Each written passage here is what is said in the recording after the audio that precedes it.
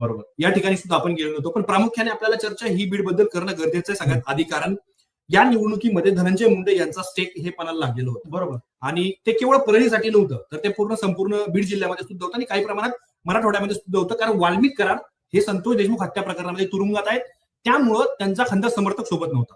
परळीमध्ये आम्ही गेलेलो होतो, त्यावेळेला तिथलं मी सगळं वातावरण बघितलं. पण आता जे निकाल हाती आलेला आहे, मी तुम्हाला बीडबद्दल चर्चा करू, पण मी तुम्हाला साधारण कोण कोण जिंकलं हे सांगतो. परळीमध्ये पद्मश्री धर्माधिकारी राष्ट्रवादी काँग्रेसचे उमेदवार नगराध्यक्ष पदाचे ते जिंकलेले आहेत. अंबाजोगाईमध्ये नंदकिशोर मुंदडा ज्यांनी आघाडी केली, पण ते भाजपचेच आहेत, ते तिथे विजयी झालेले आहेत. गेवराईमध्ये आश्चर्यकारकरित्या राष्ट्रवादी काँग्रेसचे आमदार विजयसिंग पंडित यांच्या समर्थित उमेदवाराचा पराभव झालेला आहे आणि तिथे भारतीय जनता पार्टीच्या गीता पवार हे निवडून आलेले आहेत. बीडमध्ये त्याचबरोबर बीड शहर जिथे ज्योती घुमरे ज्या भाजपच्या निवडून आलेल्या आहेत, तिथे इंटरेस्टिंगली राष्ट्रवादी काँग्रेसच्या उमेदवाराचा पराभव झाला. धारूरमध्ये राष्ट्रवादी काँग्रेसचे रामचंद्र निर्मळ हे जिंकलेले आहेत आणि माझ्यागावमध्ये बिलाल चाऊस जे राष्ट्रवादी शरद पवार गटाचे उमेदवार नगराध्यक्ष पदाचे तिथे जिंकलेले आहेत. आता आपण साधारण चित्र बघितलं, पण आपण परळीबद्दल चर्चा करूयात. परळीमध्ये इंटरेस्टिंग लढाई ही धनंजय मुंडे यांच्यासाठी होती, कारण त्यांचे एकेकाळचे विश्वासू, मला त्या उमेदवाराचं नाव आठवत नाही, ते समोरच्या आघाडीमध्ये गेलेले होते, शरद पवार देशमुख होते. आणि विश्वासू उमेदवार फुटल्यामुळं धनंजय मुंडे यांना ग्राउंडवरती येऊन प्रचार करावा लागलेला होता. अनेक ठिकाणी त्यांनी उमेदवारांना हातपाय पडवून, त्यांना मनवून, त्यांची एक प्रकारे खुशामत करून त्यांना उमेदवारी अर्ज मागे घ्यायला लावले. अनेक मतदारांच्या घरापर्यंत धनंजय मुंडे हे पोहोचलेले होते. धनंजय मुंडे यांच्यासाठी वैयक्तिकरित्या ही निवडणूक अत्यंत महत्वाची झालेली होती. मी यात एक पॉईंट इन्क्लूड करतो की परळीमध्ये जर बघितलं आपण, नगर परिषदेची जी निवडणूक झाली त्यावेळेस त्यांचे जे सहकारी आहे वाल्मिक कराड हा सध्या तुरुंगात आहे, तो तिथे उपस्थित नव्हता. मध्यंतरी प्रचार झाला तेव्हा पंकजा मुंडे आणि धनंजय मुंडे एका व्यासपीठावरती होते, प्रचाराची सभा घेत होते. तेव्हा त्यांनी सांगितलं की आज एका व्यक्तीची कमी जाणवती. त्यांनी नाव नसलं घेतलं तरी वाल्मिक कराड यांच्यावरती त्यांचा रोख होता, त्यांची कमी त्यांना भासवत होती.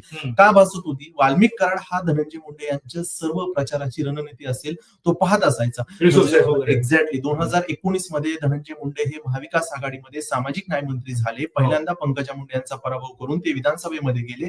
तेव्हा त्यानंतर वाल्मिक कराडचा परळीमध्ये उदय झाला. पहिल्यांदा वाल्मिक कराड हा परळी नगर परिषद मध्ये निवडून आला. तो गटनेता देखील होता मागच्या टर्म मध्ये नगरपालिकेत. एक्झॅक्टली.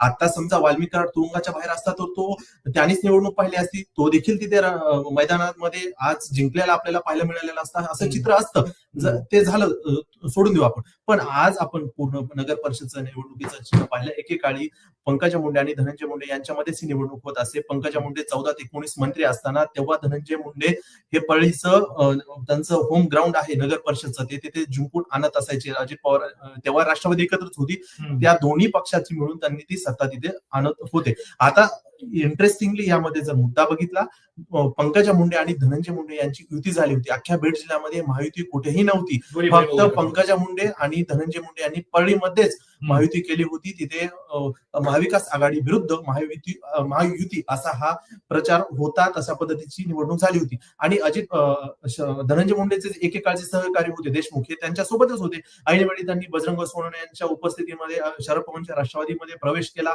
आणि त्या तिथे निवडणूक लढवली.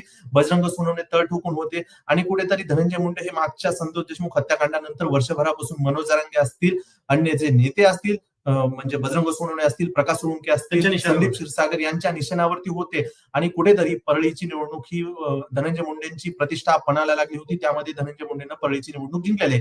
आता पण याच्यामध्ये एक मुद्दा असा आहे ना की सोनन, वाल्मिक कराड यांच्याशी संबंधित जे लोक आहेत त्या लोकांना राष्ट्रवादीने उमेदवारी दिलेल्या नव्हत्या अशी चर्चा होती. म्हणून धनंजय मुंडेंनी काय केलं तर अशी चर्चा होती की वाल्मिक कराड यांचे कुटुंबीय धनंजय मुंडे यांच्यावरती नाराज आहेत, म्हणून धनंजय मुंडे यांनी त्यांच्या कुटुंबियांशी संवाद केलेला होता किंवा ज्या लोकांना उमेदवारी देता आली नाही, म्हणजे वाल्मिक कराड यांच्याशी संबंधित ज्यांच्यावरती गुन्हेगारीचे आरोप एक प्रकारे आपण ज्याला म्हणूयात, त्यांना उमेदवारी देता आली नाही. म्हणून धनंजय मुंडे यांनी त्या निवडणुकीमध्ये वाल्मिक कराडची आठवण काढलेली होती की आपल्याला असा व्यक्ती नाहीये, न्यायालय काय ठरवायचं ते ठरवेल वगैरे, असं त्यांनी एक स्टेटमेंट केलं होतं, ज्यावरून धनंजय मुंडे यांना मनोज जरांगे पाटलांनी लक्ष केलेलं होतं. त्यामुळं वाल्मिक कराड यांना माध्यमांनी नाही तर धनंजय मुंडे यांनी या निवडणुकीमध्ये चर्चेत आणलेलं होतं. त्यामुळं त्याचा काही प्रमाणात तुला फायदा झालेला दिसतोय की धनंजय मुंडे यांनी वाल्मिक कराडची आठवण काढून काहीतरी समर्थकांना साथ घालण्याचा प्रयत्न केला आणि त्याचा फायदा रिफ्लेक्ट या निकालामध्ये तुला दिसतोय? एक्झॅक्टली. वाल्मिक कराड तुरुंगात असला तरी त्याचे जे चाहते आहेत, कार्यकर्ते आहेत, ते तिथे ग्राउंडवरती ऍक्टिव्हच आहेत, सतर्कच आहेत.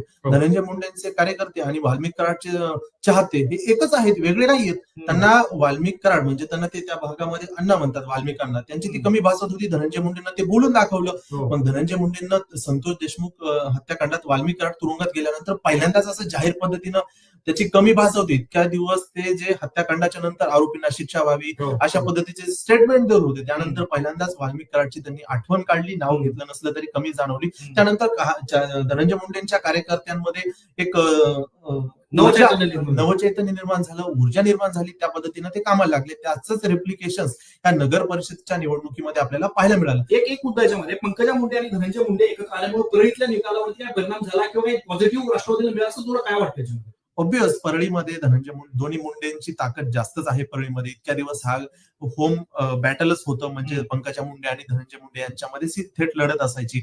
आता महायुती झाली, त्यांच्यामुळे अजित पवारच भाजप सोबत सत्तेत सामील झाल्यामुळे दोन्ही बहीण भाऊ एकाच छत्राखाली आले.